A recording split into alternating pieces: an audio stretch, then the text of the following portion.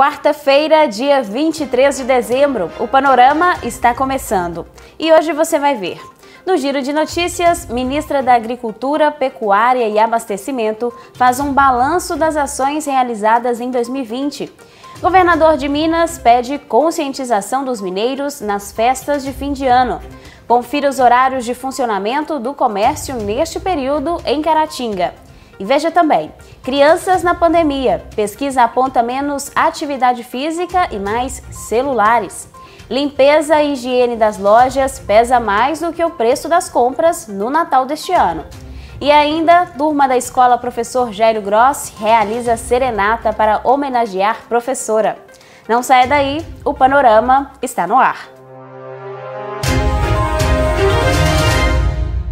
Fim de ano é aquele momento de prestação de contas. Por isso, a ministra da Agricultura, Pecuária e Abastecimento, Tereza Cristina, fez um balanço das principais ações realizadas em 2020 para o desenvolvimento do agro.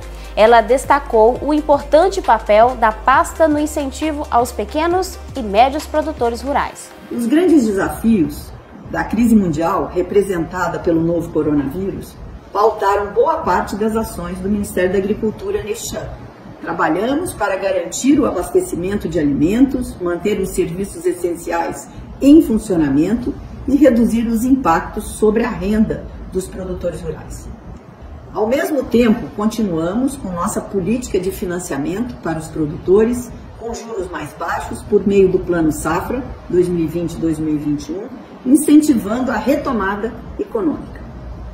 O foco, como sempre foi em nosso governo, foram os pequenos e médios produtores rurais. Alcançamos em 2020 a marca de 100 aberturas de mercados para os nossos produtos, diversificando as mercadorias e os destinos. Em 2020, o agro garantiu prosperidade para o Brasil, realidade que se refletiu na estimativa da maior safra de grãos da nossa história. O Brasil continua a ampliar seu potencial agroambiental com novos programas que incentivam a produção sustentável. Também tiveram destaque neste ano programas de assistência técnica e a regularização fundiária, que avançou com a entrega de mais de 65 mil títulos para a reforma agrária. Outra realização desse período atípico foi a digitalização de mais de 80 serviços públicos, antes oferecidos apenas de forma presencial. Novos aplicativos voltados para o agro foram lançados para facilitar a vida dos produtores rurais. Acredito que com todas essas medidas contribuímos para minimizar os efeitos da pandemia no nosso país. Continuaremos buscando as melhores soluções para que as próximas colheitas sejam ainda melhores e para que possamos ter um 2021 mais próspero e feliz. O Ministério da Infraestrutura arrecadou um total de 87,5 milhões em outorgas com o leilão dos 4 terminais portuários localizados em Alagoas, Bahia e Paraná, que irão atrair mais de 400 milhões em investimentos. A gente fica muito feliz com os resultados de hoje. O dia de hoje é um dia especial para o setor de infraestrutura no Brasil.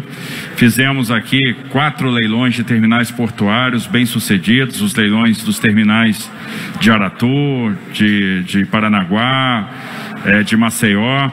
Com isso, nós chegamos aí a marca de 41 ativos transferidos para iniciativa privada desde o ano passado, desde o início de 2019, no Ministério da Infraestrutura. Nós temos aí 60 bilhões de reais contratados, 30 bi só no ano de 2020, que era um ano difícil, um ano de pandemia. O governador de Minas Gerais, Romeu Zema, gravou um vídeo destacando que, apesar do estado ter a menor taxa de mortalidade do país, não podemos relaxar. A Covid-19 ainda está entre nós. Por isso, ele voltou a pedir consciência à população, principalmente com a proximidade das festas de fim de ano. Chegamos ao fim de 2020, um ano atípico em virtude da pandemia do coronavírus, mas conseguimos terminá-lo como estado com os melhores resultados no combate à Covid. Hoje, temos a menor taxa de óbitos do Brasil, Compramos os respiradores mais baratos e de qualidade e dobramos o número de leitos. Isto só foi possível porque o mineiro ajudou e muito. A Covid não foi embora. Vamos virar o ano, mas ainda teremos a pandemia. Por isso faço um pedido a todos os mineiros. Vamos ter consciência nesse fim de ano. Nada de aglomeração e festas. Por favor, vamos ficar em casa, vamos nos cuidar e não vamos esquecer da máscara e do álcool em gel. O mineiro é o povo mais consciente que conheço. Vamos continuar dando exemplo ao Brasil. Bom final de ano a todos. Ainda falando sobre o fim de ano, a Câmara de Dirigentes Lojistas, a CDL de Caratinga, divulgou há alguns dias o horário especial para o funcionamento do comércio neste período. As lojas estarão abertas de 9 da manhã às 8 da noite. Mais uma vez, vamos reforçar a importância do uso da máscara, da higienização das mãos, do distanciamento social e mesmo da desinfecção no pós-compras. Para 44% das pessoas, a desinfecção dos ambientes é o principal atributo observado na hora da escolha dos estabelecimentos para as compras de Natal, superando a seleção por preço, o custo-benefício e até a qualidade dos produtos.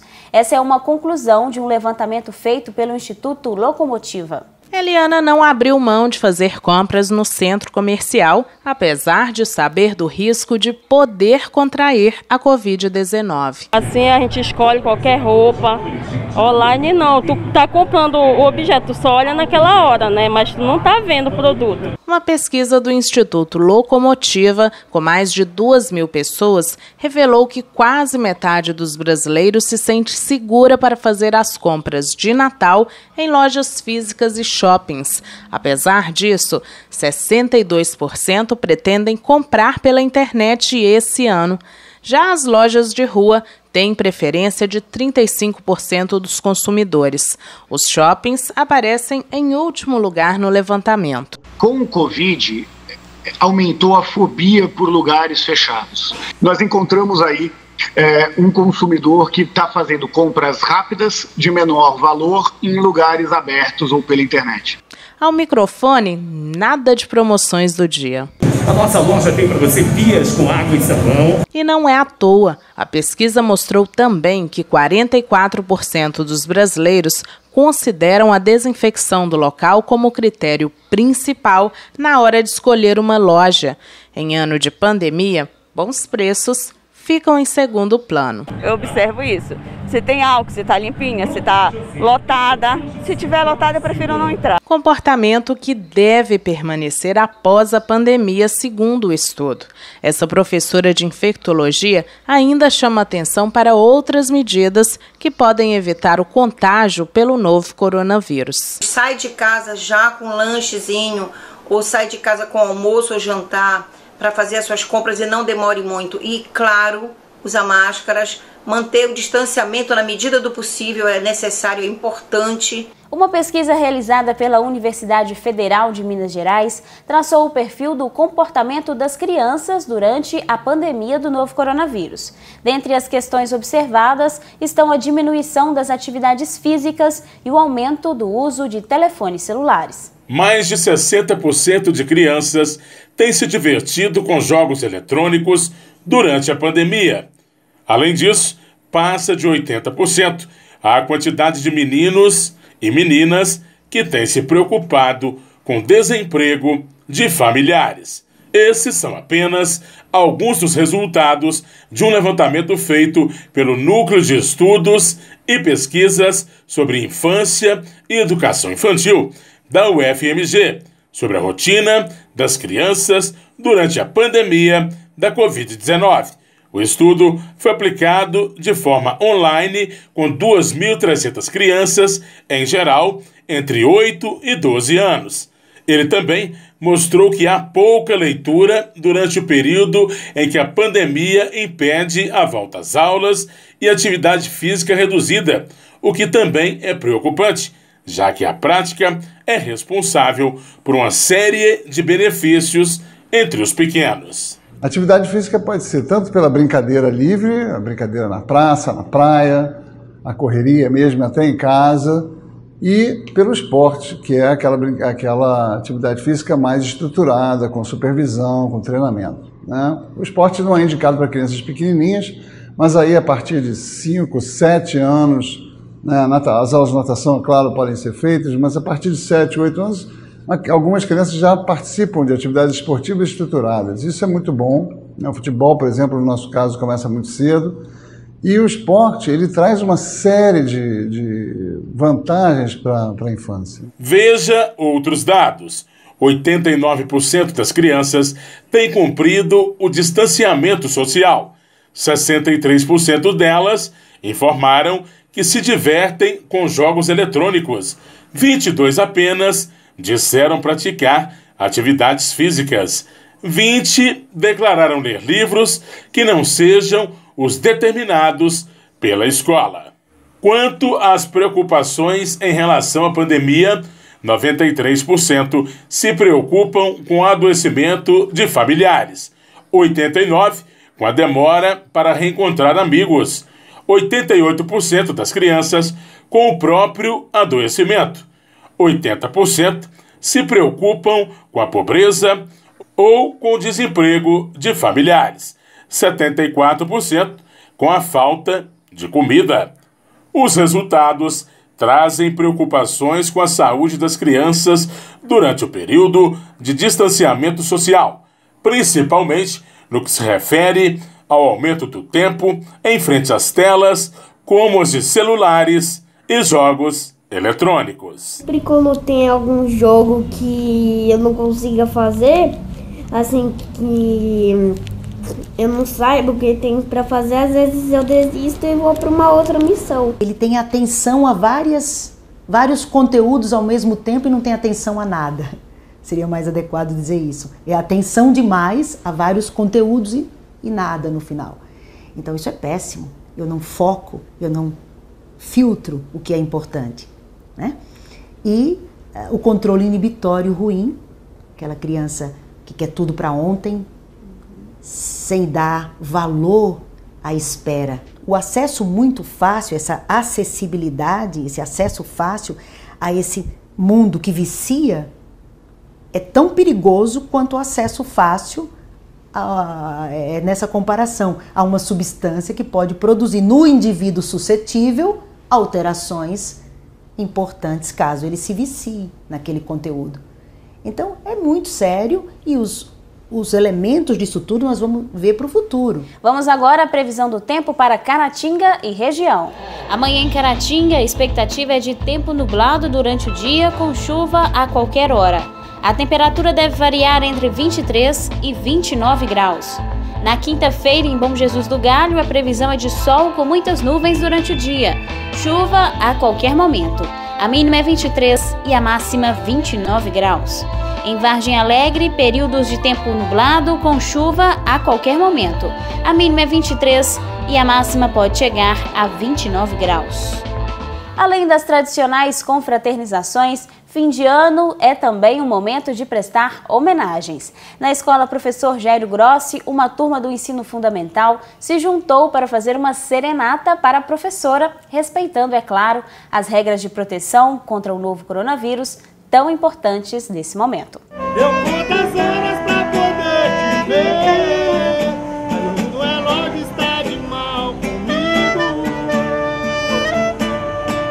Por quê?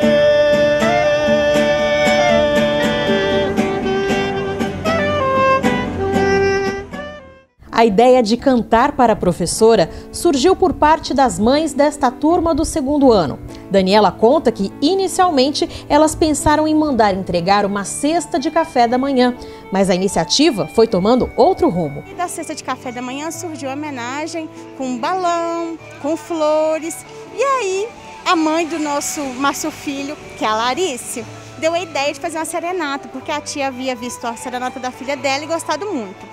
E foi aí que tivemos a ideia de fazer a homenagem para a tia, né? Aí saímos as crianças com as musiquinhas e eles mantiveram todo o sigilo possível até agora. Andréia Vieira, a professora, está em quarentena junto com a família e não pôde descer para cumprimentar as crianças nem para gravar entrevista, mas se mostrou emocionada durante toda a homenagem. Essa emoção é compartilhada pelas crianças e pelos pais. O ano letivo, vivido de forma diferente, vai ficar marcado na memória. Foi bem complexo a introdução do EAD, por eles serem muito jovens ainda, eles só tinham 7 anos. Foi uma evolução e tanto, não só para eles, como para todos nós que somos os familiares, mãe, pai, irmãos. A tia André, ela foi uma professora incrível, incrível, incrível. Assim, a gente só tem que agradecer por tudo que ela fez por nós, pelos nossos filhos, caminhou lado a lado com as nossas famílias. E os nossos filhos, assim, amadureceram muito, aprenderam muito com ela. A mudança foi ainda maior para o Davi. Há 6 meses ele se mudou para Caratinga com os pais e precisou se adaptar também a outra rotina, a uma nova professora e aos novos colegas. A mãe, Cristina, avalia todo o processo de forma positiva. Tem essa questão de estar sempre mudando de cidade. O Davi e o Isaac, que é o meu filho mais velho, já estudavam numa escola em Carangola, numa escola particular também, então eles já estavam online em casa. Para nossa surpresa, foi uma adaptação super tranquila, perfeita. A administração da escola, os professores, a coordenação, né, principalmente do Davi, que é quem requer mais atenção, foi tudo assim muito além do que a gente esperava, né? Então, tanto ele quanto o Isaac não sofreram com essa mudança, não tiveram nenhum problema de adaptar até mesmo no método de ensino da escola em relação ao método da escola anterior. Então eu só tenho a agradecer à escola, aos professores, todo o carinho com eles, né, que eles sequer tiveram acesso ainda às dependências da escola e foram super bem recebidos pelos professores e pelos colegas. A professora é boa, no caso. Os meus colegas também, né? Aliás, eu estou me divertindo muito nessa escola Jairo Grossi. Muito bom. Ações como essa nos mostram que é possível aliar a criatividade aos protocolos de proteção contra o novo coronavírus. Parabéns aos envolvidos nessa demonstração de carinho à professora. E assim nós vamos encerrando a edição desta quarta-feira. Você pode rever as reportagens de hoje nas nossas redes sociais. Lá também você tem acesso a muitos outros conteúdos. Obrigada por ter nos acompanhado até aqui. Amanhã a gente se vê. Até lá!